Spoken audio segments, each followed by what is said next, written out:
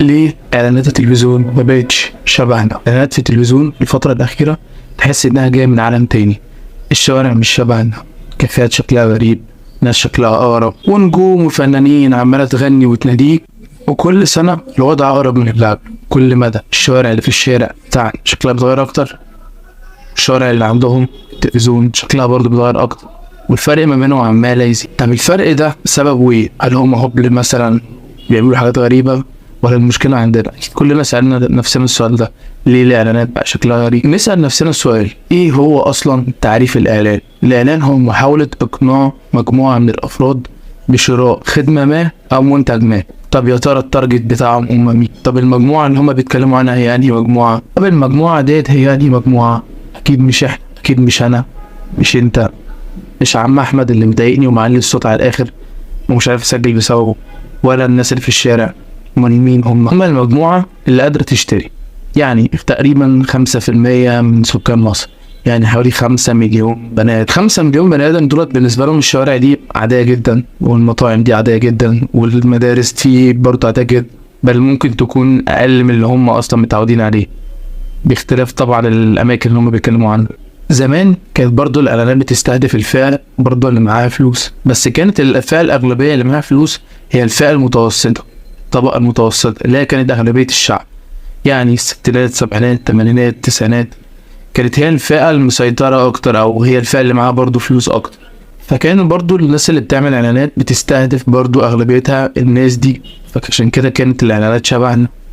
فعادي جدا تلاقي الإعلان شبه الشارع اللي انت فيه، أو البيت اللي انت فيه، او المكان اللي انت فيه هو نفس اللي في الاعلان، لان هو بيستهدفك. بالتالي الفئه المستهدفه كانت هي الفئه الطبقه المتوسطه اللي هي اغلبيه الشعب، عكس دلوقتي ما بقاش فيه طبقه متوسطه اصلا، بقت يا اغنياء قوي يا فقراء قوي، والموضوع عمال يزيد اكتر. وعلى راي الابنودي، احنا شعبين، شوف الاول فين والتاني فين، وادي الخط بين الاتنين فيهم. بس كده على مرتبك، او بلاش على اخر كام حاجه انت شاريها، هتلاقي باكو شاي، لبن، علبة جبنة، كارت شحن، يعني ممكن بكتير قوي اغلى حاجة ممكن تكون جايبها مثلا موبايل جديد، بس اغلبية حاجتك هتكون ايه؟ شاي، لبن، جبنة، ايا كان. فبالتالي هتلاقي ان اعلانات المنتجات ديت هي شبهك فعلا، او شبهك بالظبط، او قريبة منك. اعلانات الالبان او الجبن او الشاي هي بتحس انها عادي، الشارع بتاعنا، ناس شبهنا، ان هما بيخاطبوك انت في النهاية، مش بيخاطبوا الناس التانية. بالتالي صناع الاعلانات مش عايشين في عالم تاني ولا واقع تاني غير اللي انت فاكره، هما بس على حسب هما بيستهدفوا مين. اعلانات رمضان 2023 واحدة من اسوأ الاعلانات اللي شفتها تقريبا في حياتي، او اسوأ موسم رمضاني في الاعلانات. انا واحد مثلا بحب التصوير، بحاول اتعلم اخراج، فدايما بيلفت نظري في الاعلان الكادر الحلو، ترانزيشن شكله حلو، حتة المونتاج كده خطيرة، الكولرنج شكله حلو.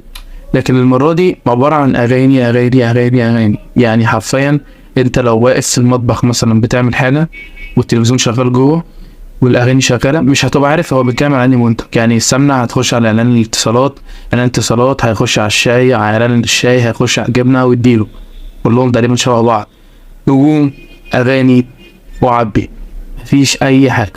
انا سنه او سنتين في فكره كده مسيطره ان انت لوحدك في الدنيا، ولازم تخش واعمل المستحيل، وانت كذا وانت كذا، ولازم تبقى لوحدك وتنعزل وتعمل نجاحات مفيش. يعني كأن الناس كلها المفروض تكون بيزنس مان، يعني هم مين اللي هيتضرب لو كلنا بينا فتوات؟ لكن الاعلان بتاع عمرو دياب، محمد صلاح في فودافون، فكره كانت حلوه قوي. فكره ان انت رحلتك مش فرديه، لازم يكون رحلتك فيها صديق، حبيب، اخ، ايا كان. يعني حتى الرسول عليه الصلاه والسلام لما نزل في مهمته لنشر الاسلام كان معاه ابو بكر الصديق، ما كانتش رحله فرديه، اللي هو اعظم من انجبته البشريه كانت مهمته مش فرديه، كان معاه صديق. فبالتالي انت رحلتك نفس القصه، محتاج فيها حد زي ما قلت لك، اخ بقى، شريك، حبيبه، ايا كان، بس رحلتك مش فرديه. فده عجبني جدا. تاني اعلان هو اعلان احمد عز وياسمين صبري.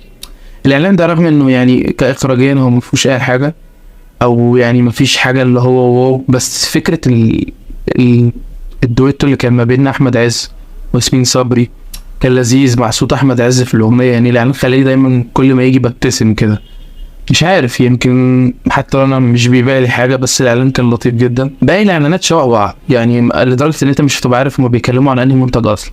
يعني تقعد حبة كده قبل ما تفهم روبي ده بتتكلم على فريش، غسالات، أجهزة، حاجات كده. أتمنى إن الإعلانات ترجع تاني حلوة زي الأول. يعني رمضان اللي فات كان فيه بتاع 6 إعلانات أو 8، ممكن 8 إعلانات أقوياء جدا.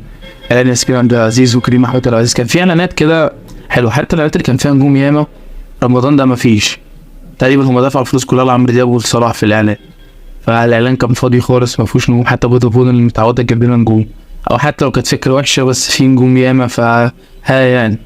بس حقيقي رمضان 2023 من أسوأ، أو متأكد إنه أسوأ رمضان كإعلانات، وأتمنى ما يبقاش مسلسلات.